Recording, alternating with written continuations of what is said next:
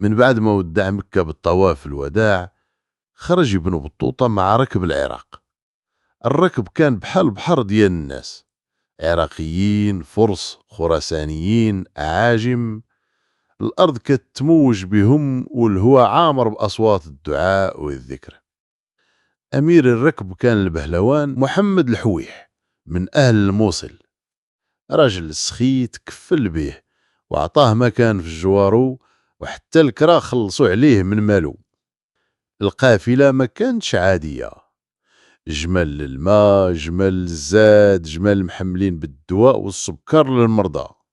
وكل ما نزلوا كيطيبوا في قدور نحاس كبار يسميوهم الدوسوت، وتيوزعوا الماكلة على أي واحد ما عندوش زاد، وحتى اللي ما قادرش يمشي كيديوها على جمال من صدقات السلطان أبي سعيد. بعد مدة في بلاصة فيها الماء سميتها القارورة، فيها مصانع من عهد زبيدة بن جعفر اللي تصدقات بزاف باش تعمرها الطريق للحجاج. المكان كان زوين نسيم نقي بحال جنة صغيرة وسط الصحراء. ومن بعد وصلوا للجبل المخروق، صخرة كبيرة وسط البيداء فيها الثقب كيخلي الريح يدوز فيها ويصدر صوت غريب، حتى دخلوا حصن فيد. الحصن كان عامر بسور كبير وساكنيه عرب عايشين على التجارة مع الحجاج. الحجاج كانت عندهم عادة، وكانوا تيخليو في الحصن بعض الزاد ديالهم من تيكونوا جايين من العراق باش يلقاوه في طريقهم منين يكونوا راجعين. وكان هذا الموضع نص الطريق بين مكة وبغداد.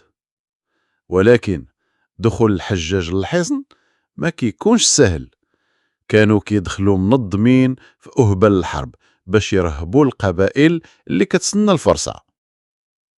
وفي هذا المكان تلاقاو بأميري العرب فياض وحيار، ولاد الأمير مهنا بن عيسى، معهم فرسان ورجال كيعدوا بالألاف. ولكن ما كان غير الخير، بانت منهم الحماية وقدموا المنى، جمال وغنم، الناس شراو منهم اللي قدوا عليه. ومن حصن فيد شد الركب الطريق في سهل واسع أيام طوال حتى بانت الكوفة. الكوفة مدينة الإمام علي كرم الله وجهه. وقف ابن بطوطة عند الجامع الكبير وحس بالخشوع كيملأ قلبه. الجدران كتروي تاريخ قديم، والخطب ديال الصحابة باقية حية في الذاكرة ديال المكان. ومن الكوفة كمل الطريق حتى لدار السلام بغداد. وأخيرا بان نهر الدجلة وبانت الصوار دي بغداد. المدينة كانت يوما قلب الدنيا وعاصمة الخلافة العباسية. المآذين، المدارس، القصور، كل شي كيبان من بعيد. دخلها ابن بطوطة بقلب عامر شوق وعينين عطشانين يشوفوا المجالس ديال العلم والعلماء.